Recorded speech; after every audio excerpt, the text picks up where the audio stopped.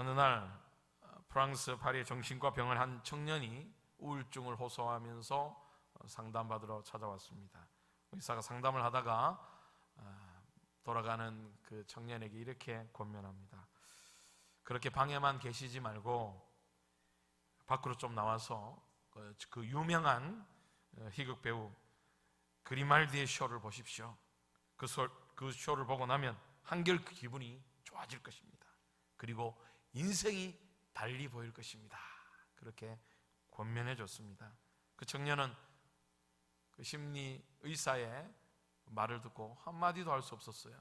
그리고 조용히 병원을 나서면서 혼잣말로 이렇게 중얼거립니다. 선생님, 내가 바로 그 희극 배우입니다. 성도님들은 기쁨의 삶을 살고 계십니까? 우울함이 없습니까? 언제, 어느 때에 가장 기뻐했습니까? 기쁨은 특별하고 진정한 성경적 용어입니다. 많은 사람들이 이 기쁨과 행복을 혼동합니다. 행복은 환경에 달려있지만 기쁨은 환경과는 무관합니다. 행복은 좋은 것에 대한 표면적 반응입니다. 하지만 기쁨은 주변에서 일어나는 일이 좋든 나쁘든 간에 그것을 견디는 깊이 있는 반응입니다. 세상은 행복을 추구합니다. 언제 행복해집니까? 최고가 될 때 행복해지죠. 여러분, 땅을 샀어요? 땅값이 어떻게 되면 행복해져요? 떨어지는데 행복해요? 병원에 가보십시오. 올라가야 행복해지는 거죠. 아파트 사는데 아파트 값이 올라가야 행복해지는 거죠. 자녀가 대학 입시를 쳤는데 합격할 때 행복해지는 거죠. 그래서 많은 사람들이 행복해지기 위해서 최고를 향해 달려갑니다. 자신이 하는 모든 일에서 지극히 개인적인 유익을 구하며 그것을 추구하며 그 행복을 얻고자 가장 큰 유익을, 가장 큰 행복이라고 생각하며 그렇게 애쓰고 달려가는 거예요.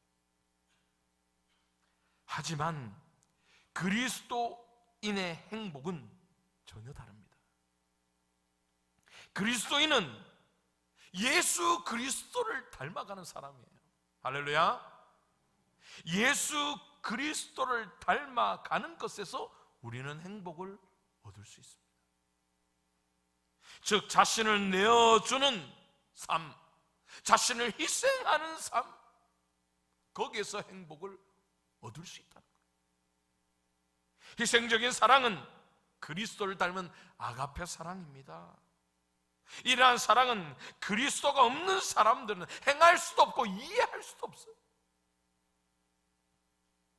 자신의 행복이 아니라 다른 사람의 유익을 구하는 행복, 한 차원 높은 행복, 이것을 성경에서는 하나님이 주시는 기쁨이다 라고 소개하고 있습니다.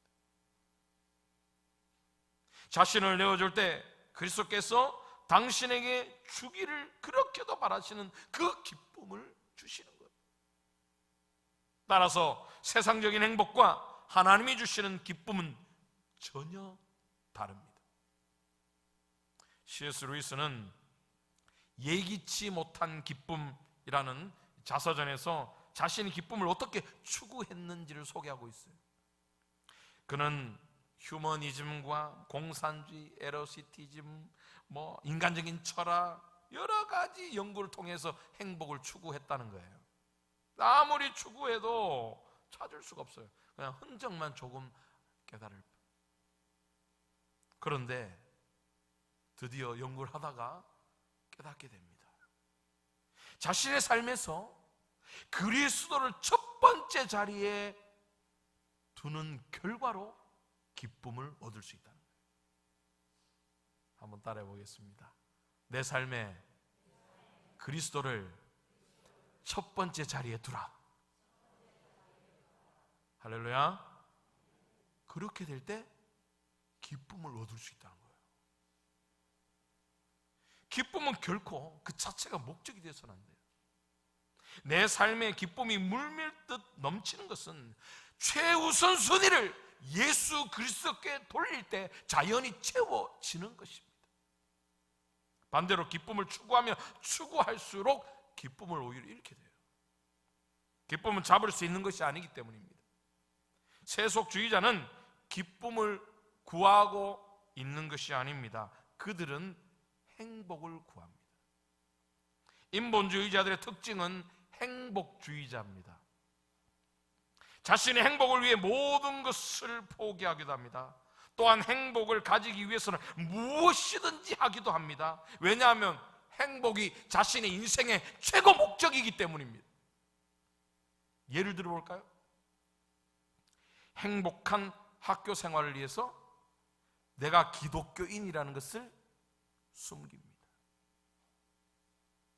행복한 직장 생활을 위해서 주일 예배쯤은 빠집니다. 행복한 결혼 생활을 위해서 불신 결혼쯤은 괜찮다고 합니다. 행복한 가정 생활을 위해서라면 교회 충성하는 것은 잠시 미뤄도 된다고 생각합니다. 행복한 노후 생활을 위해서라면 내 삶의 우선순위를 예수 그리스도께 양보할 수 없다고 얘기해요. 왜냐하면 행복이 제일이니까. 참으로 많은 사람들이 행복을 추구합니다.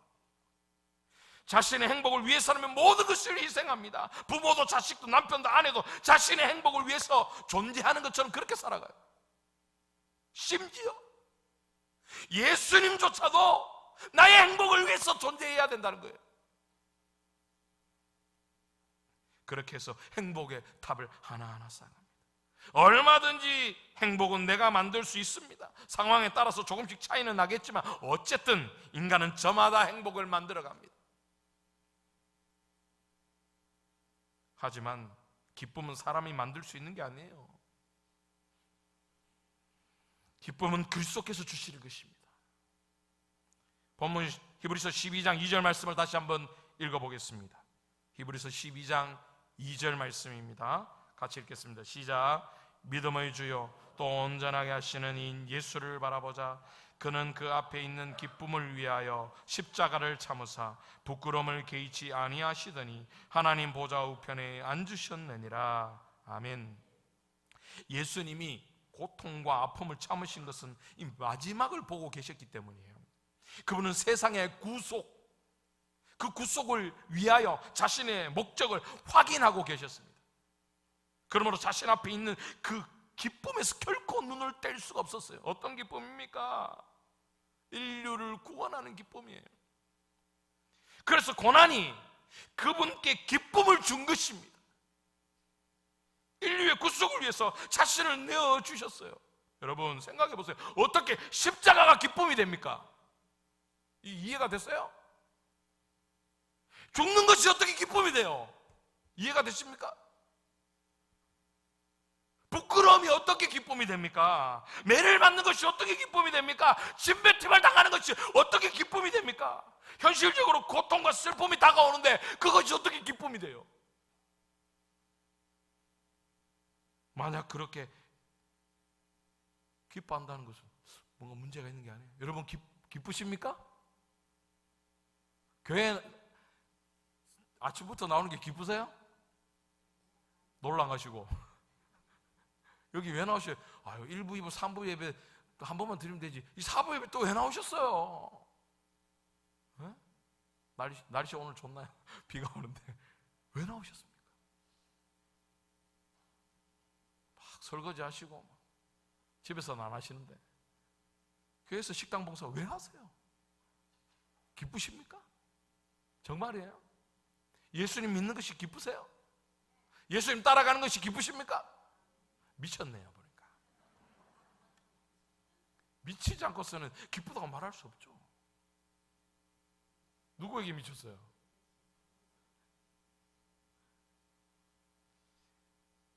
예수님밖에 안 보이는 거예요.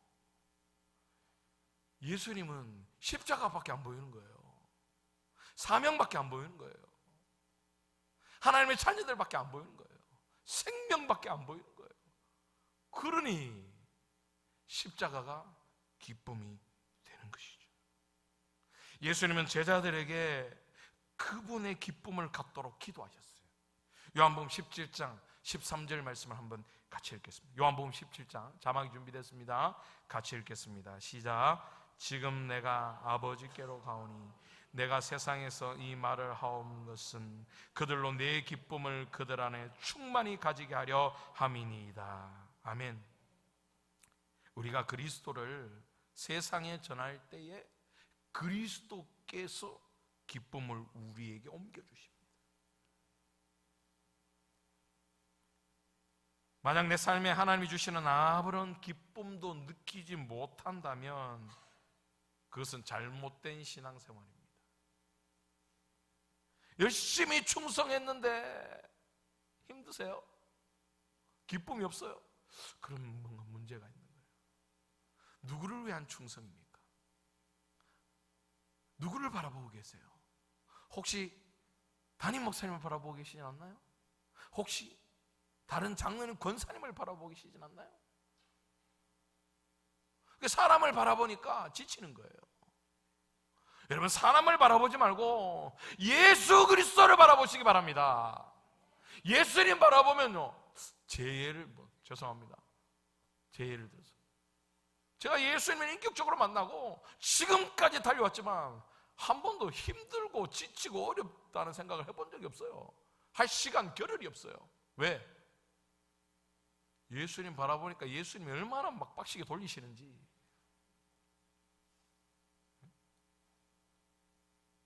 기뻐요. 너무 기뻐서 더 하고 싶어요. 제가 앉으면 주여 나를 사용하여 주십시오. 주를 위해 죽겠나이다.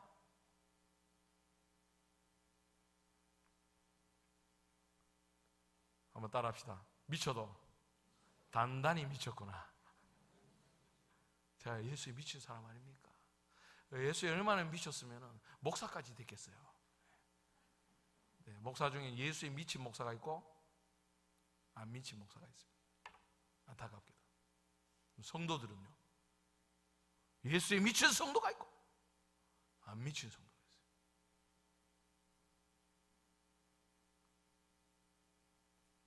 하나님이 우리에게 하라고 명령하시는 것이 무엇인지 우리는 되돌아봐야 합니다. 분명히 하나님은 나를 통해 이루시고자 하는 계획이 있을 것입니다. 그것이 크고 작고의 문제가 아닙니다. 세상적으로 하찮은 아주 작은 것일 수도 있어요. 볼품없는 것일 수도 있습니다. 그것이 부끄러운 것일 수도 있어요. 아무도 가지 않으려고 하는 그 길일 수도 있습니다. 때로는 목숨까지 내놓아야 할 만큼 어려운 일일 수도 있습니다. 그리스도께서 지금도 우리 삶에서 진정으로 첫 번째 자리에 계시는지 우리는 생각해 보아요. 기쁨은요, 잃어버리는 게 아니에요. 기쁨은 잃어버릴 수가 없어요. 우리는 다른 우선순위, 그것이 튀어나오니까 이 기쁨이 엉뚱한 곳에 자리 잡고 있을 뿐이에요. 기쁨은 노력해서 얻는 게 아닙니다. 이루어야 할 목표는 더더욱 아닙니다.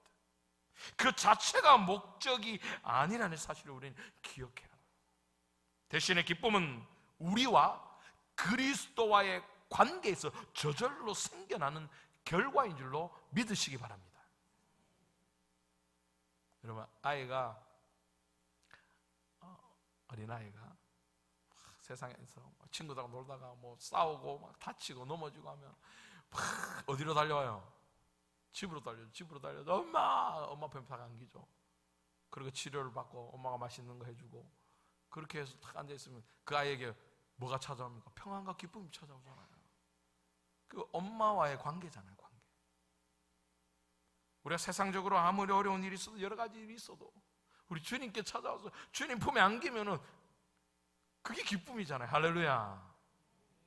그 자체가 기쁨인 거예요.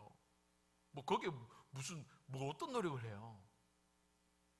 여러분들은 여러분들의 자녀들이 또 우리 청년들은 부모님에게 기쁨이 되기 위해서 엄청나게 노력하십니까? 아닙니다. 이런 자체가 기쁨인 거예요. 할렐루야. 내 존재 자체가 기쁨이잖아요. 내가 뭐 기쁨이 되려고 노력하는 거예요? 그럼 불편한 사이죠. 내가 기뻐할 수 있는 이유는 내가 하나님의 자녀라는 사실, 그거 하나면 충분합니다. 그거 하나면 내가 기뻐할 수 있는 이유는 충분합니다. 그리고 하나님의 자녀라는 사실을 자랑할 때에 기쁨이 2배가 되는 거예요. 기쁨은 느낌이나 감정이 아닙니다. 기쁨은 사실 그 자체예요. 어떠한 상황 가운데 있어도 내가 하나님의 자녀라는 것은 변함이 없는 거예요. 믿습니까? 요한복음 10장 17절로 20절 말씀 같이 읽어보겠습니다. 요한복음 10장 17절로 20절 말씀입니다. 우리 한번 다 같이 읽겠습니다. 시작. 내 양은 내 음성을 들으며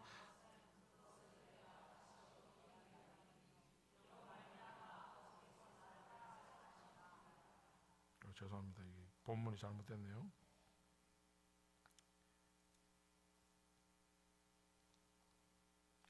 자, 저게 맞나요?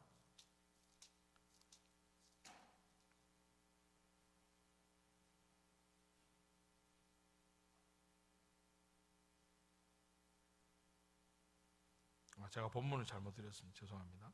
제가 읽어드립니다. 내 양은 내 음성을 들으며 나는 그들을 알며 그들은 나를 따르니 내가 그들에게 영생을 주노니 영원히 멸망하지 아니할 것이요 또 그들을 내 손에서 빼앗을 자가 없느니라. 그들을 주신 내 아버지는 만물보다 크심에 아무도 아버지 손에서 빼앗을 수 없느니라. 나라는 존재는 하나님으로부터 결코 다시는 잃어버린 그런 영혼이 될 수 없습니다. 그 누구도 나를 아버지 손에서 빼앗을 수 없다는 거예요. 믿습니까? 이 놀라운 사실을 우리는 분명히 믿어야 합니다. 그런데 왜 하나님 없는 자처럼 우리가 이 땅을 살아가고 있냐는 거예요. 여러분들, 하나님은 살았습니까? 죽었습니까? 하나님이 내 아버지 되심을 믿습니까? 아멘. 그러면 얼굴 좀 활짝 피시기 바랍니다. 설사 죽음의 고통 가운데 있다 할지라도 한번 따라 합시다. 죽어봤자 천국이지. 뭐가 걱정이에요? 뭐가 걱정이에요? 구원에 있어서 나의 감정은 중요한 것이 아닙니다. 구원은 하나님의 가장 깊은 영역이에요. 이거 하나님의 영역이에요. 우리의 감정은요, 본성에서 가장 얕은 겁니다. 하나님의 영역은 가장 깊은 거고, 그러므로 구원에 있어서 우리의 감정은 크게 중요한 게 아니에요. 구원의 주체는 내가 아니라 하나님이시기 때문입니다. 내가 기뻐할 수 있는 이유는 내 아버지 되시는 하나님께서 나에게 그냥 기쁨을 주시는 거예요. 부어주시는 거예요. 기뻐하시는 거예요. 나 존재, 내 존재 자체가 하나님에게 기쁨이 되는 거예요. 제가 우리 자녀들 얘기 많이 했는데, 첫째, 둘째, 셋째가 너무 달라요. 너무 3명 키우고 왜 이렇게 힘든지 말 안 들을 때가 정말 많습니다. 그 자녀들 때문에 눈물을 흘려야 될 때도 많고요. 하지만 아무리 장난꾸러기고 설사 우리 자녀들이 살인죄를 저질렀다 할지라도 그 자녀 한 사람 한 사람은 저에게는 기쁨입니다. 세상 그 어떤 것과도 바꿀 수 없어요. 하나님께 있어서 저와 여러분은 바로 이런 존재라는 거예요. 믿어지십니까? 아멘.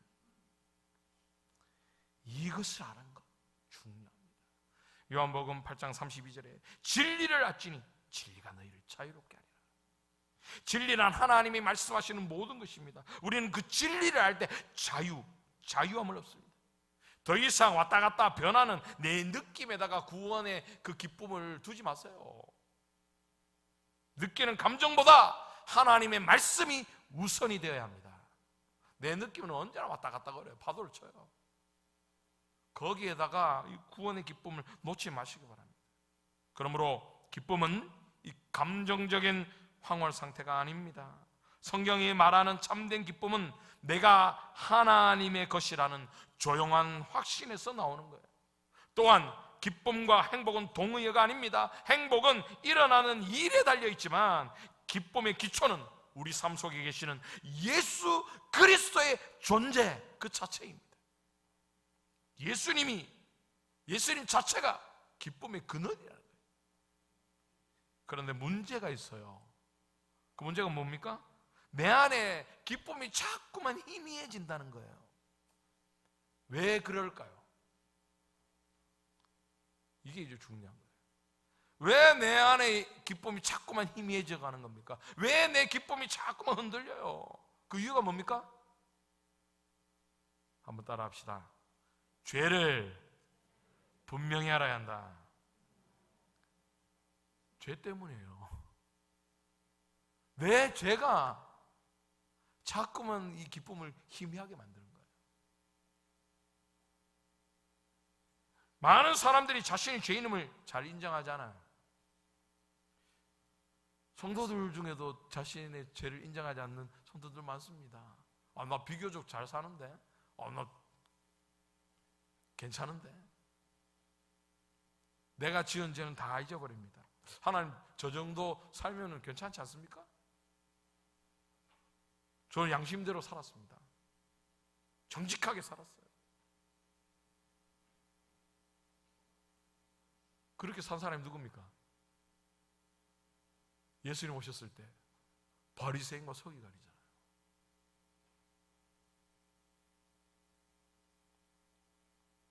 저 의인이에요. 저 살 만큼 잘 살았어요. 저 예수님 잘 믿었어요. 그런 마음이 오히려 하나님의 은혜와 긍휼을 막습니다. 주께서 주시는 참된 기쁨을 빼앗아 가버립니다. 희미하게 만들어버려요. 여러분, 나의 죄에 민감하세요. 다른 사람의 죄에 민감하지 말고. 왜 자꾸 다른 사람 죄에 민감하세요? 왜 자꾸 다른 사람 죄를 비판하고 평가하세요? 나의 죄에 민감하시기 바랍니다. 나의 죄. 죄책감에 빠져 허우적대라는 말이 아닙니다. 자기 죄에 민감하게 반응한 후에 하나님의 은혜와 긍휼을 절실하게 구하라는 말이에요. 죄에 민감하게 대처할 때 은혜와 기쁨 충만하게 되는 줄로 믿으시기 바랍니다. 내가 왜 기쁨이 없지? 왜 내가 자꾸 무기력해지지? 왜 자꾸 회의가 들지? 그러면 이 부분이에요.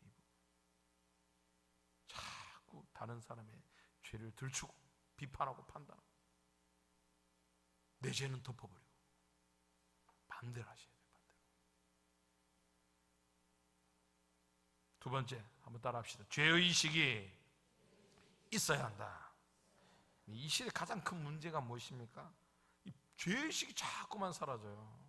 아담이 선악과를 먹고 불순종한 후에 나타난 현상이 뭡니까? 하나님 주셔서 저 여자 때문에 제가 먹었지 않습니까? 핑계댑니다.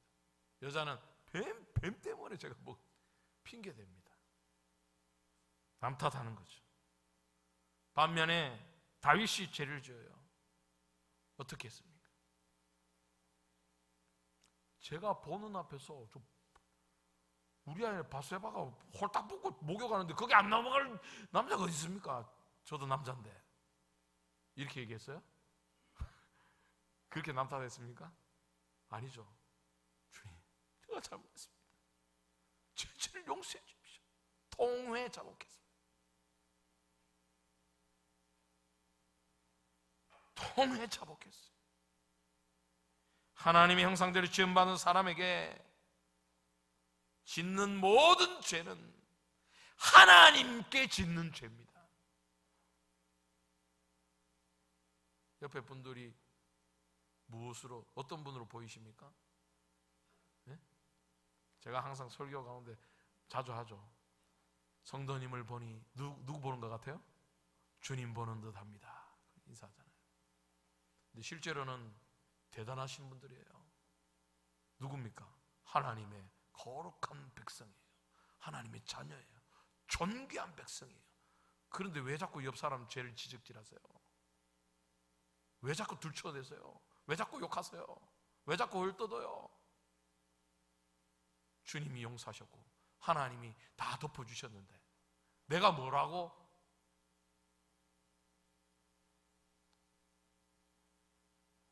내가 짓는 그 모든 상처 주는 그 모든 말들 누구에게 한 거예요? 실상은 하나님께 한 겁니다, 여러분. 이 죄의식이 껴있지 않으면 큰일 납니다. 그래서 다윗은 하나님이 판단의 말씀을 하실 때에 그 판단을 의롭게 여겼고 하나님의 심판하실 때 그 심판을 순전하게 받아들였습니다. 그 말은 어떤 심판도 달게 받고 하나님께 원망과 불평을 하지 않겠다는 뜻이에요. 그런 죄의식이 강했기에 죄사함의 기쁨을 얻을 수 있었습니다. 마지막 세 번째 한번 따라해 보겠습니다. 죄사함을 구하라. 마가복음 4장 10절로 12절까지 말씀입니다.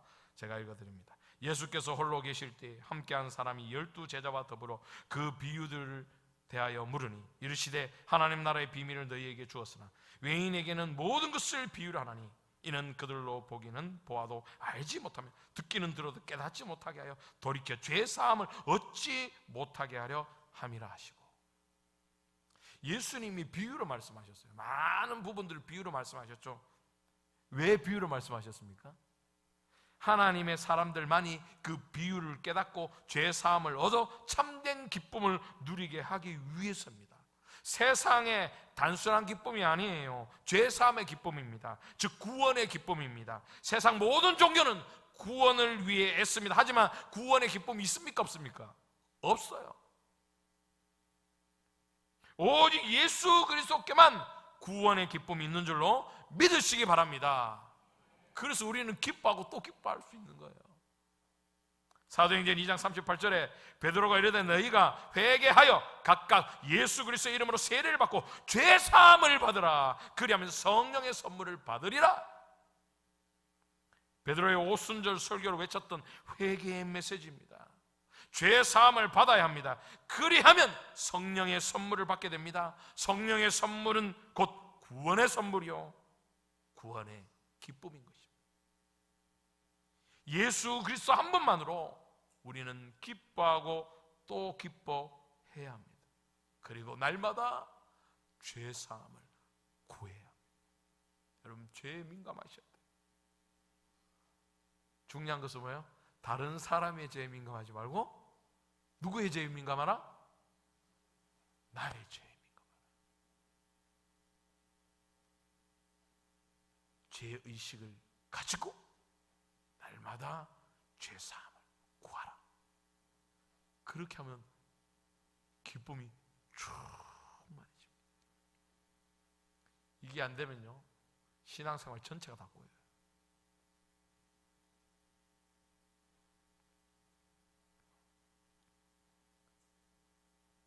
처음에 제가 질문 드렸죠. 여러분 언제가 가장 기쁘십니까?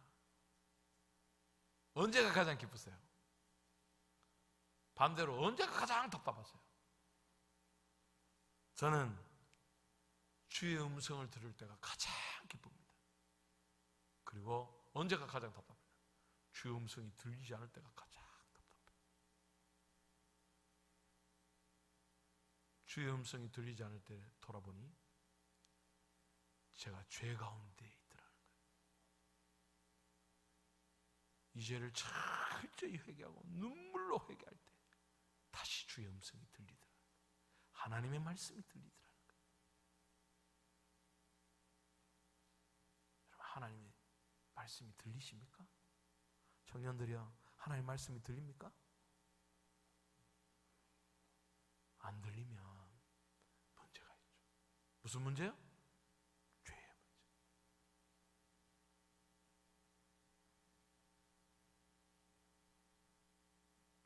저와 여러분들은 이 문제를 다시 한 번 더 짚고 하나님이 주시는 그 관계로부터 오는 그 놀라운 기쁨을 마음껏 누리는 저와 여러분 되기를 주님의 이름으로 축원드립니다.